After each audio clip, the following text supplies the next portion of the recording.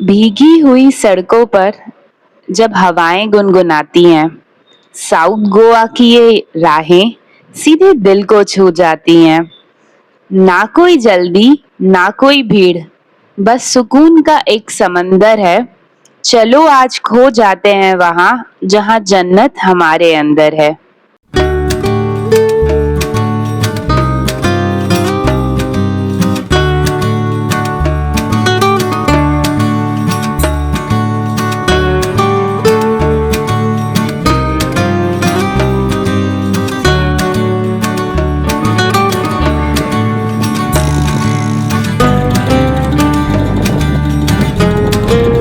Hi everyone, मेरा नाम है हर्षिता और हम लोग आ गए साउथ गोवा में। पूरे वीडियो में मैं आपको बताऊंगी कि आप साउथ गोवा की ट्रिप कैसे प्लान कर सकते हैं। और हमने ये ट्रिप एक्चुअली में मॉनसून सीजन में की थी, तो आप देख सकते हैं कि कैसे आप मॉनसून में भी गोवा को एक्सप्लोर कर सकते हैं, कहाँ पर रुक सकते हैं, कौन से फूड ऑप्शंस ट्राई कर सकते हैं और कौन कौन सी प्लेसेस ओपन रहती हैं, तो आप कौन कौन सी प्लेसेस को एक्सप्लोर कर सकते हैं। सारी चीजें हम इस वीडियो में डिस्कस करेंगे। चलिए अब बात करते हैं कि आप गोवा कैसे आ सकते हैं। तो गोवा आने के मेजरली दो ऑप्शंस हैं। आप ट्रेन से आ सकते हैं या आप फ्लाइट से आ सकते हैं मेजर स्टेट से। कुछ ही स्टेट्स हैं जो नियर बाय स्टेट्स हैं, लाइक कर्नाटका, महाराष्ट्र, जहां से आपको बसेस भी अवेलेबल हैं गोवा आने के लिए। तो अगर आप फ्लाइट से आ रहे हैं, then Goa has two airports, एक जो नॉर्थ गोवा में पड़ता है और एक जो साउथ गोवा में पड़ता है। तो आप अपनी ट्रिप को अगर साउथ गोवा में एक्सप्लोर करना चाहते हैं तो आप डेबोलिम एयरपोर्ट आ सकते हैं जो कि साउथ गोवा में है। अदरवाइज आप मनोहर इंटरनेशनल एयरपोर्ट जा सकते हैं जो कि नॉर्थ गोवा में है। अब अगर हम बात करते हैं रेलवे स्टेशंस की, तो गोवा में मेनली दो स्टेशंस हैं। थिविम रेलवे स्टेशन जो कि नॉर्थ गोवा में पड़ता है और मडगांव रेलवे स्टेशन जो कि साउथ गोवा में पड़ता है। इसके अलावा Vasco da Gama station is also there in south Goa. तो आप अपनी ट्रेन चेक कर सकते हैं अपने सिटी से और अकॉर्डिंगली प्लान कर सकते हैं। इस बार हम लोग साउथ गोवा एक्सप्लोर करने वाले थे, तो we landed in Dabolim international airport और अब टाइम था होटल में चेक इन करने का। हमारा होटल पैलोलिम बीच से जस्ट 50 मीटर्स की वॉक पर था, जिसका डिस्टेंस एयरपोर्ट से लगभग 62 किलोमीटर था। तो हमें आने में लगभग 1 आवर 30 मिनट्स लगा। एंड जो टैक्सी का फेयर था वो था 1700 रुपए, जो कि हम ऑनलाइन पहले से बुक कर आए थे, जिसने हमको एयरपोर्ट से पिक किया था। जब हमने एयरपोर्ट पे टैक्सी का फेयर पता किया तो वहां पर 2200 था। तो हमें लगा कि पहले से बुक कर आना इज फेवरेबल। चलिए मैं आपको होटल के रूम का टूर करवाती हूँ। तो ये होटल में डिफरेंट कैटेगरीज का रूम था। ये रूम की कैटेगरी सुपर डिलक्स थी।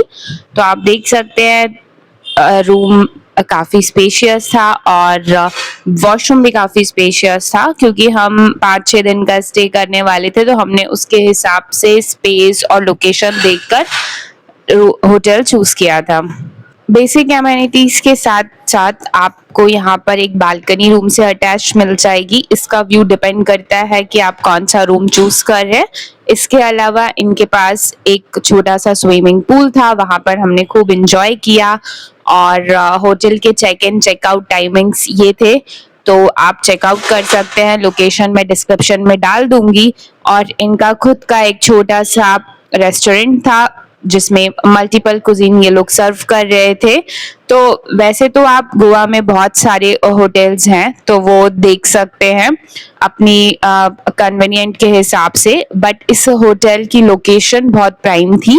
ये फर्स्ट ऑफ ऑल पैलोलिम बीच से 50 से 100 मीटर की वॉक पे था और इसके नियर बाय प्लेसेस पर बहुत सारे रेस्टोरेंट्स आपको मिल जाएंगे, शॉप्स मिल जाएंगी, मेडिकल शॉप मिल जाएगी एंड बहुत इजीली आपको स्कूटी भी यहाँ पर मिल जा रही थी। होटल चेक इन करने के बाद बज गए थे 9 और हमें लग गई थी भूख। तो हम चले गए थे डिनर करने के लिए एक छोटे से कैफे में, जिसमें सबसे पहले हमने ट्राई किया गोवा का फेमस बनाना वॉलनट केक और फिर हमने अपना डिनर किया और we are good for the day. अगले दिन सुबह उठकर हम निकल गए थे गोवा की गलियों को एक्सप्लोर करने के लिए और हम जा रहे थे पैलोलिम बीच। वॉक कर देखते हैं अपने होटल के आसपास का एरिया और वहां पर क्या क्या है देखने को। पैलोलिम बीच के पास अगर आप देख सकते हैं बहुत सारे होटल्स के ऑप्शंस हैं और आपको एक सुंदर सा मार्केट भी मिल जाएगा, तो आप मार्केट भी एक्सप्लोर कर सकते हैं और गोवा की लोकल चीजों को खरीद सकते हैं। और आप एक चीज नोट भी कर सकते हैं कि हम जुलाई में आए हैं, जो कि पीक मॉनसून सीजन है, पर तब भी सारे के सारे कैफेज, होटल्स और मार्केट्स ओपन है। पैलोलिम बीच के सामने एक रेस्टोरेंट में हमने किया ब्रेकफास्ट और फिर हम निकल गए थे बीच के लिए। हे हाय एवरीवन, हम लोग अभी आ गए हैं पैलोलिम बीच पर। और गाइज मैं आपको बताऊं, मॉनसून में आने का इतना फायदा है कि यहाँ पर हमको ज्यादा क्राउडी नहीं है, वो भी अभी दिन के टाइम पर। तो ऐसे लग रहा है कि हम अपने प्राइवेट बीच पर आए हैं और मौसम is supporting the trip so much. मैं आपको यहाँ पे व्यू दिखाती हूँ अभी पैलोलिम बीच का, जो कि यूजुअली साउथ गोवा का बहुत फेमस बीच माना जाता है। और यहाँ पर मार्केट भी है, तो क्राउड बहुत ज्यादा होता है यूजुअली अगर आप नवंबर टू जनवरी में आते हैं तो। बट मैं अभी आपको यहाँ का कैसा सीन है वो दिखाती हूँ। तो आप देख सकते हैं मॉनसून की वजह से आपको हाई टाइड्स मिलेंगी, लेकिन बीच अभी कितना क्लीन है, नो क्राउड, नो फ्लीकी मार्केट्स, तो आप आराम से बैठकर पीसफुली अपना टाइम स्पेंड कर सकते हैं यहाँ पर। कुछ देर बीच पर सुकून से बैठने के बाद हम लोग वापस चले गए थे अपने hotel to take some rest. फिर शाम को सनसेट देखने के लिए हम लोग अपने होटल के सामने वाले जो पैलोलिम बीच का साइड है वहां पर चले गए थे, जो कि लगभग सिर्फ 50 मीटर का वॉक था। और वहां पर जाकर हमने अपनी शाम को सुकून से एंजॉय किया। अभी हम लोग शाम को पैलोलिम बीच के एक साइड आए, जो कि हमारे होटल से लगभग सिर्फ 50 मीटर का वॉक है। तो यहाँ पर आप देख सकते हैं कि क्राउड कितना कम है और कितना खूबसूरत व्यू लग रहा है बीच का। तो मॉनसून में अगर आप आते हैं तो आपको आने में तो कोई भी प्रॉब्लम नहीं होगी, और इवन आप व्यू भी बहुत अच्छे से एंजॉय कर सकते हैं। बीच में ह्यूमिडिटी भी गाइस बहुत कम है, तो मुझे तो बहुत मजा आ रहा है और मैं बिल्कुल रिकमेंड करूंगी कि आपको एक बार गोवा को मॉनसून में भी देखना चाहिए। फिर बीच से लौटने के बाद हम लोग एक क्यूट से रेस्टोरेंट में अपना डिनर एंजॉय करने के लिए चले गए थे। मैं आपको सारे होटल्स और कैफेज की लोकेशन डिस्क्रिप्शन में दे दूंगी, तो आप भी चेकआउट कर सकते हैं। और फिर डिनर के बाद हमने की थोड़ी वॉक और हम चले गए थे अपने होटल वापस रेस्ट करने के लिए। अगले दिन सुबह उठ के गाइज हम लोग निकल गए थे बहुत सारी चीजों को एक्सप्लोर करने के लिए और डिफरेंट बीचेस को देखने के लिए। तो हमने अपनी स्कूटी रेंट पर ली थी, जिसका रेंट था 350 रुपए पर डे। ये वेरी करता है सीजन टू सीजन और क्राउड टू क्राउड। तो हमको तो ये अभी मॉनसून सीजन में 350 रुपीज में मिल गई थी। फिर हम अपने ब्रेकफास्ट करने के लिए एक लोकल शॉप पे रुके थे, जहां पर डिफरेंट केक्स और पैटिसेस के ऑप्शंस थे। हमने भी वो ट्राई किया और फिर गोवा की हसीन वादियों में हम निकल गए थे बीचेस को एक्सप्लोर करने के लिए। साउथ गोवा में एगोंडा बीच जाते टाइम आपको एक पेट्रोल पंप मिलेगा, जो कि ओपन स्टेट में है। वहां से आप पेट्रोल भरवा सकते हैं, बिकॉज यहाँ पर बहुत ज्यादा पेट्रोल पंप्स नहीं है, बट आपको शॉप्स पर पेट्रोल मिल जाता है, जो कि 10 या 15 रुपए ज्यादा प्राइस पे होता है। तो आप पेट्रोल पहले से पेट्रोल पंप पर डलवा कर जा सकते हैं। गाइज, मॉनसून में रोड्स की तो मैं क्या बात करूं, your scooty ride will feel like complete सुकून। तो मॉनसून में अगर आ रही हो तो एक बार स्कूटी पर राइड कर ट्राई करना गोवा में। और आज हम जा रहे थे सबसे सुंदर beach of south Goa, that is Cabo de Rama. Hi everyone, we are at Cabo de Rama बीच और हमारे होटल से इसका डिस्टेंस लगभग 20 किलोमीटर्स था। तो हमें आने में यहाँ पर 40 से 50 मिनट लगे। रोड्स बहुत अच्छी थी। हम तो मॉनसून में आए, बट हमको कोई प्रॉब्लम नहीं हुई। बारिश बीच में हुई थी थोड़ी, बट हमें आने में कोई भी प्रॉब्लम नहीं हुई।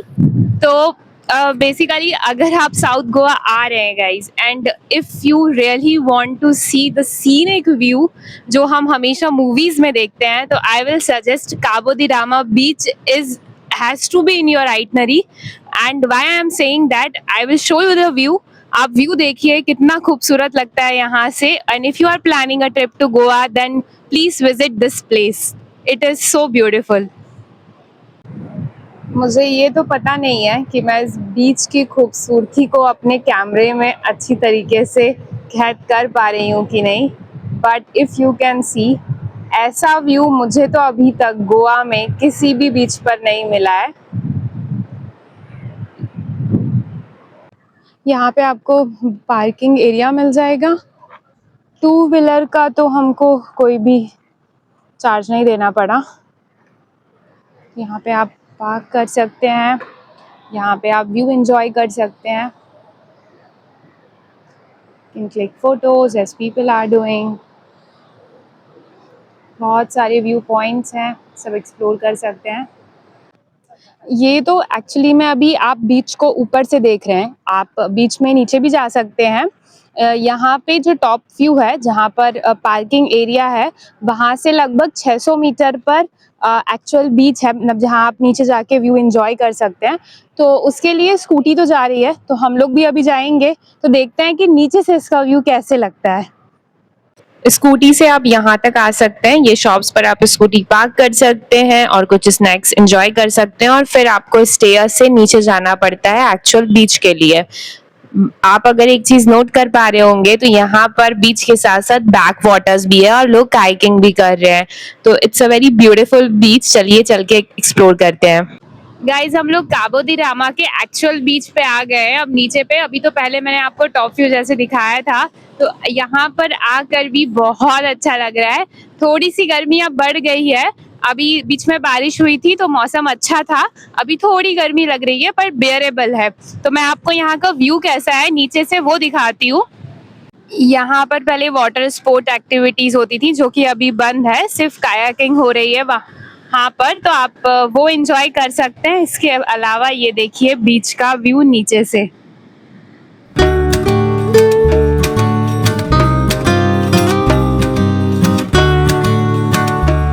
काबो दी रामा बीच घूमने के बाद हम लोग निकल गए थे खूबसूरत रास्तों से होते हुए काबो दी रामा फोर्ट देखने के लिए, जो कि बीच से बहुत कम डिस्टेंस पर है।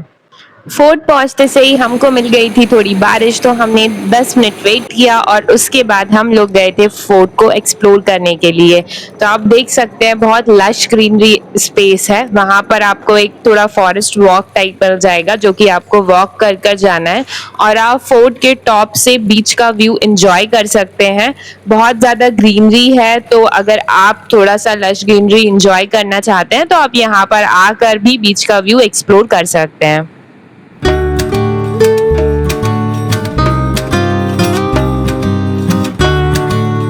काबो दी रामा फोर्ट करने के बाद हम लोग चले गए थे कोला बीच के लिए, जिसका रास्ता बहुत ज्यादा ऑफ रोड है। लगभग 2 किलोमीटर पे आपको ऐसा ऑफ रोड रास्ता मिलेगा जहां पर स्कूटी चलाना थोड़ा मुश्किल हो सकता है, तो हम भी कभी स्कूटी से जा रहे थे या फिर कभी वॉक करके जा रहे थे। फिर एक जगह पर हमने तो स्कूटी को पार्क कर दिया था जो कि लगभग 500 मीटर का डिस्टेंस था, वहां से रास्ता बहुत खराब था और फिर हम वॉक कर कर बीच पर गए। हाय गाइज, हम लोग कोला बीच आए हैं अभी। तो रोड तो आपने देखी होगी, बहुत ज़्यादा ऑफ रोड है, तो आना तो थोड़ा सा टफ है, लेकिन यहाँ पर बेसिकली ये जो बीच है it is famous for its view as well as यहाँ पर कायाकिंग होती है, जो कि साउथ गोवा में माना जाता है कि अगर आपको कायाकिंग कहीं की एंजॉय करनी है तो आप कोला बीच जाकर एंजॉय कीजिए। तो मैं आपको दिखाती हूँ कि बीच का व्यू कैसा है और कहाँ पर कायाकिंग एक्चुअली में होती है। ये देखिए बीच का व्यू बहुत खूबसूरत है, और वहाँ पे कॉटेजेस बने हुए हैं, तो जब विंटर सीजन होता होगा तो वो कॉटेजेस ओपन रहते हैं, वहाँ पर भी आकर आप स्टे कर सकते हैं, तो आपको ये खूबसूरत व्यू देखने को मिलेगा।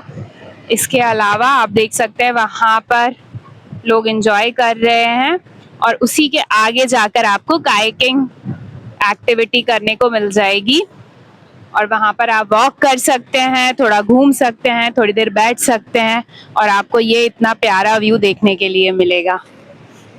कोला बीच से लौटने के बाद हम लोग अपनी आज की फाइनल डेस्टिनेशन अगोंडा बीच के पास पहुंच चुके थे, एंड व्हाट वी सॉ कि यहाँ पर काइकिंग का बहुत अच्छा ऑप्शन है और बहुत अच्छी बैक वाटर्स का स्पेस भी है। तो आप लोग अगर अगोंडा बीच आ रहे हैं तो यहाँ पर आकर काइकिंग जरूर एंजॉय कीजिए। हमने भी की थी, ये लगभग 1 घंटे का सेशन होता है, 2 लोगों के उन्होंने हमसे 350 रुपए लिए थे। यूजुअली विंटर सीजन में ये 300 रुपीज पर हेड होता है, बट ये आपके लिए एक बहुत अच्छा एक्सपीरियंस होगा, तो आप आकर एक्सप्लोर कर सकते हैं। हाय गाइस, हम लोग फाइनली आ गए हैं अगोंडा बीच। तो अभी हम लोग हाइकिंग कर कर आ रहे हैं and it was amazing experience. मेरा तो लाइफ का पहला एक्सपीरियंस था और उन्होंने 350 रुपीज चार्ज किया था 2 लोगों का। मे भी थोड़ा ऑफ सीजन है तो उन्होंने बोला कि सितंबर से रेट 300 रुपए पर पर्सन हो जाते हैं। तो अगर आप लोग भी आते हैं यहाँ अगुंडा बीच तो आप ट्राई कर सकते हैं बिकॉज स्पेस बहुत अच्छी थी हाइकिंग के लिए। 1 घंटे का टाइम था, आपको 1 घंटे में पूरा बैक वाटर्स आप कवर कर कर आ सकते हो। तो उन्होंने हमें सेल्फ ड्राइव करने को दिया था, मजा आ गया, बहुत अच्छा लगा मुझे। अभी फिलहाल हम अगोंडा बीच आए हैं तो मैं आपको उसका व्यू दिखाती हूँ। ये बीच देखिए, इस पे काफी स्पेस है, इफ यू कैन सी। ठंड के टाइम पर ये सब रिजॉर्ट्स ओपन रहते होंगे। ऑफ कोर्स भीड़ देख सकते हैं आप कितनी कम है। यूजुअली ये बीचेस पर बहुत ज्यादा क्राउड रहता है। इसी के साथ अब शाम भी हो चुकी थी और हमारा दिन कंप्लीट होता है आज का साउथ गोवा में। अगोंडा बीच करने के बाद हम लोग वापस अपने होटल में चले गए थे और हमने डिनर किया and we are good for the day. अगले दिन सुबह उठकर हम लोग चले गए थे एक साउथ गोवा के बहुत ऑथेंटिक रेस्टोरेंट में जिसका नाम था उडुपी होटल। लोकेशन मैं डिस्क्रिप्शन में दे दूंगी। And guys, if you are coming in south Goa और आप ऐसी प्लेस ढूंढ रहे हैं जहां पर आपको ऑथेंटिक साउथ इंडियन फूड मिल जाएगा बहुत इकोनॉमिकल प्राइजेस में, then this is the must visit place. और फिर हम लोग निकल गए थे आज वाटरफॉल्स को एक्सप्लोर करने के लिए। गोवा में अगर आप आते हैं तो बीचेस के अलावा देखते हैं आज और क्या एक्सप्लोर कर सकते हैं। हाय एवरीवन, हम लोग जा रहे थे नेत्रावली वाटरफॉल और रास्ते में हमको एक वाटरफॉल मिला है जो आप देख सकते हैं कि कितना खूबसूरत है। इसका नाम है बमन बुडो। तो ये भी बहुत सुंदर वाटरफॉल है, यहाँ पर भी लोग रुक कर फोटोज क्लिक करवा रहे हैं। तो चलिए मैं आपको दिखाती हूँ कि वाटरफॉल कैसा है एक्चुअली में।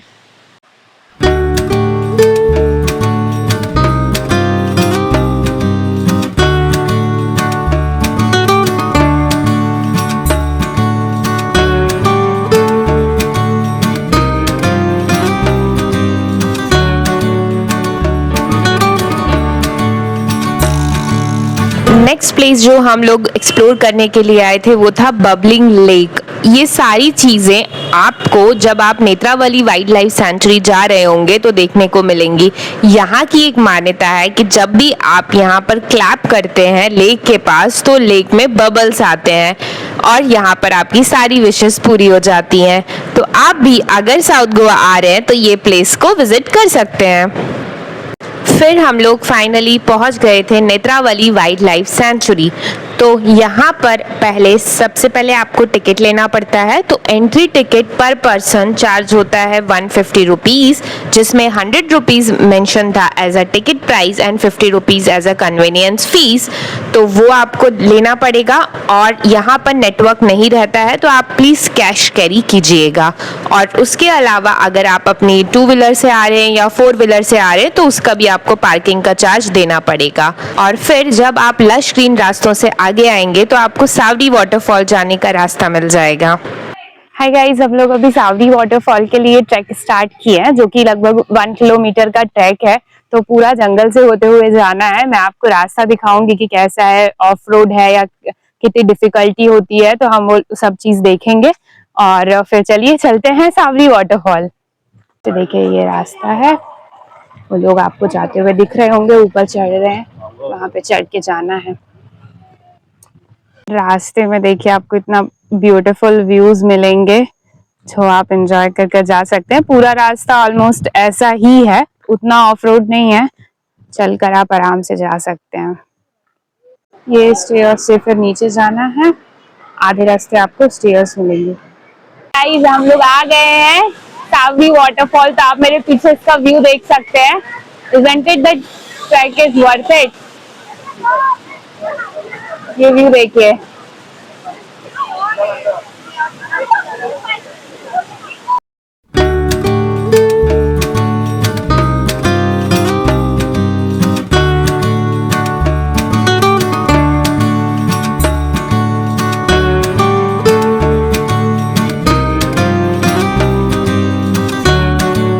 कुछ देर वाटरफॉल के पास बैठने के बाद हम लोग निकल गए थे अपनी नेक्स्ट डेस्टिनेशन के लिए।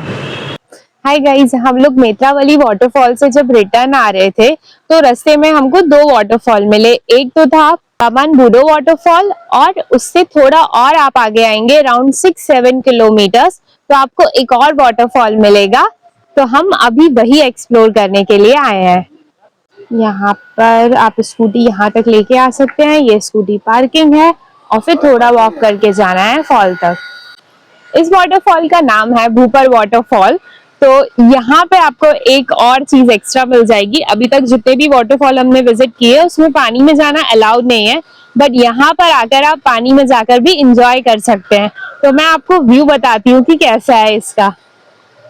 आप देख सकते हैं ये वाटरफॉल है, वहां पर लोग एंजॉय कर रहे हैं। तो आप बैठने की भी काफी जगह है, तो आप वहां पर बैठकर एंजॉय कर सकते हैं अपनी फैमिली के साथ। यहाँ पर आगे भी आप बैठ सकते हैं। हाय गाइस, तो हम लोग वाटरफॉल देखने के बाद अभी वापस जा रहे थे अपने होटल, लेकिन हमने सोचा कि अभी हमारे पास टाइम है और सनसेट का टाइम हो रहा है तो क्यों ना हम एक और बीच एक्सप्लोर कर सकते हैं। तो अभी हम आ गए Galgibaga beach and it is too beautiful. It is also known as turtle beach. तो मैं आपको दिखाती हूँ कि यहाँ पर कैसे आना है। से जब सीधा आएंगे तो जस्ट हाईवे से आप जब एग्जिट करेंगे तो ये आपको एक पतली सी गली मिलेगी। यहाँ से आप स्कूटी पार्क कर सकते हैं अपनी, और अगर आप 4 व्हीलर लेकर आ रहे हैं तो आप बीच के मेन साइड पे जा सकते हैं, जो लगभग यहाँ से 200 से 300 मीटर पर है।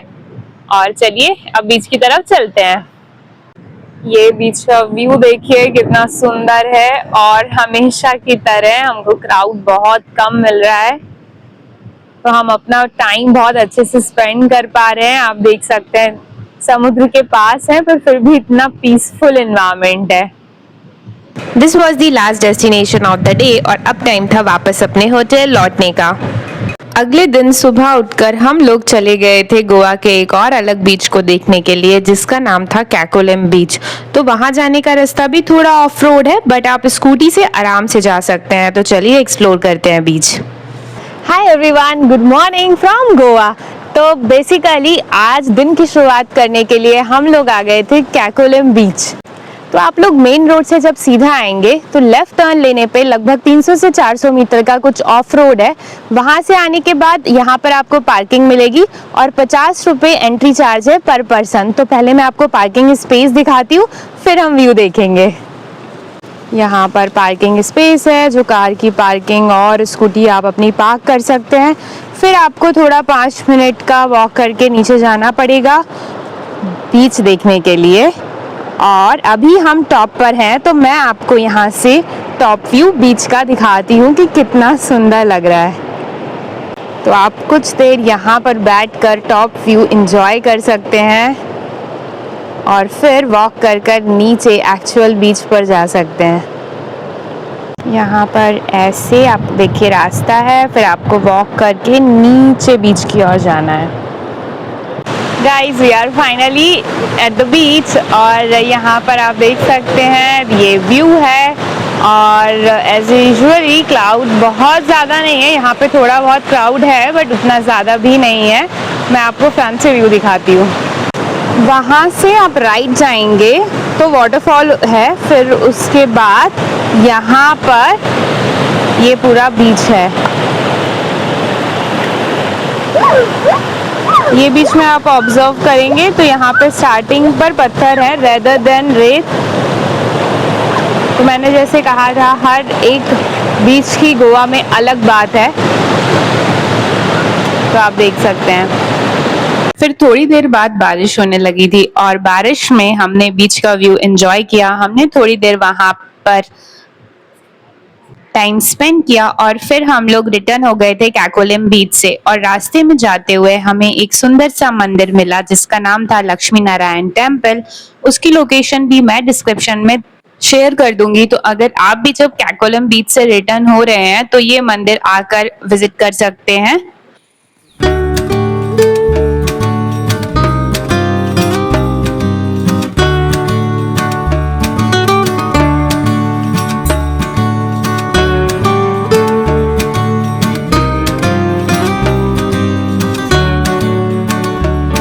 तब हम चले गए थे बटरफ्लाई बीच को देखने के लिए, लेकिन बटरफ्लाई बीच का जो रास्ता है वो बहुत ज्यादा ऑफ रोड है। जब आप अंदर 1-2 किलोमीटर स्कूटी से आएंगे तो वहां पर आपको स्कूटी पार्क करनी पड़ती है और उसके बाद आपको जीप सफारी से जाना पड़ता है, लेकिन रोड जो है वो बहुत ज्यादा ऑफ रोड है, तो हम तो वहां पर नहीं गए थे। तो अगर आप किसी और सीजन में गोवा आते हैं तो बटरफ्लाई बीच एक्सप्लोर कीजिएगा और मुझे कमेंट सेक्शन में बताइएगा कि वो कैसा रहता है। और इसी के साथ शाम हो चुकी थी और हम लोग डिनर करने के लिए एक लोकल रेस्टोरेंट पर गए और वापस अपने होटल पर रेस्ट करने के लिए चले गए थे। अगले दिन सुबह उठकर हमने अपने स्कूटी को रिटर्न कर दिया था और आज का पूरा दिन हम अपने होटल के आसपास के बीचेस को एक्सप्लोर करने वाले थे और वहीं पर टाइम स्पेंड करने वाले थे। तो हम ब्रेकफास्ट के लिए एक क्यूट से रेस्टोरेंट गए, उसके बाद हमने कुछ टाइम बीच पर स्पेंड किया और अपने साथ ब्यूटीफुल मेमोरीज को कैप्चर करने की कोशिश की, ताकि हम जब साउथ गोवा से वापस जाए तो हमारे पास बहुत अच्छी मेमोरीज रहें। इसी के साथ हमारा साउथ गोवा का ट्रिप खत्म होता है। नेक्स्ट डे अर्ली मॉर्निंग उठकर हमने अपनी वापस से फ्लाइट ले ली थी दिल्ली के लिए। तो अगर आपको मेरा ये वीडियो पसंद आता है तो आप प्लीज इस वीडियो को लाइक कीजिए और मेरे चैनल को सब्सक्राइब कीजिए। और अगर आपको कोई भी क्वेरी है कि मॉनसून में गोवा जाना चाहिए या किसी चीज से भी रिलेटेड, तो आप मुझे कमेंट सेक्शन में पूछ सकते हैं।